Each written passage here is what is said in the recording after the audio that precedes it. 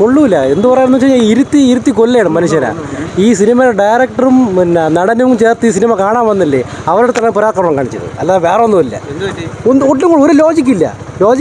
എന്താണ് കഥ, ഒന്നും മനസ്സിലാവുന്നില്ല. വിഷയം പടം ഫസ്റ്റ് ഹാഫ് വേണ്ട പൊളിയായിരുന്നു. അരമണിക്കൂറേ ഉള്ളൂ പടം ഫസ്റ്റ് ഹാഫിൽ. സെക്കൻഡ് ഹാഫ് വന്നിട്ട് ഒരുമാതിരി പ്രേമമൊക്കെ ഇറക്കി മൊത്തം തൊലച്ച്. ആകെ രഞ്ജി പണിക്കാരുടെ 2-3 കോമഡിയുണ്ട്. ഇവരൊക്കെയാണെന്തോ നടക്കണം. അവൻ്റെ അമ്മൂമ്മേരെ കുറേ പ്രേമം.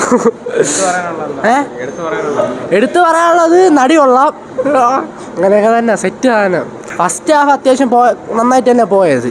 സെക്കൻഡ് ഹാഫ് ആയപ്പോൾ ഒരുമാതിരി ഒരുമാതിരി ക്ലീശ പടം, എല്ലാ പടം പോലെ ആക്കി കളഞ്ഞ്. അവന് കുറേ പ്രേമവും കുറേ അവസാനത്തെ വാറണായിരം ഒക്കെ പിടിച്ചേക്കണം. എന്തോന്നൊക്കെയാണ് കണ്ടോണ്ടിരിക്കാൻ കൊള്ളാം.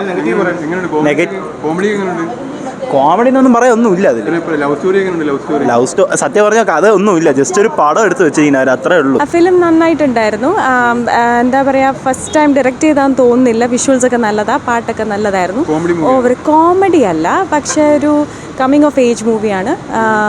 എൻജോയ് ചെയ്യാൻ പറ്റും. യെസ്, യൂത്തിന് ഡെഫിനറ്റ്ലി ഇഷ്ടപ്പെടും. ഞങ്ങൾക്ക് ഭയങ്കരമായിട്ട് ഇഷ്ടപ്പെട്ടു. Because it was connected with the army.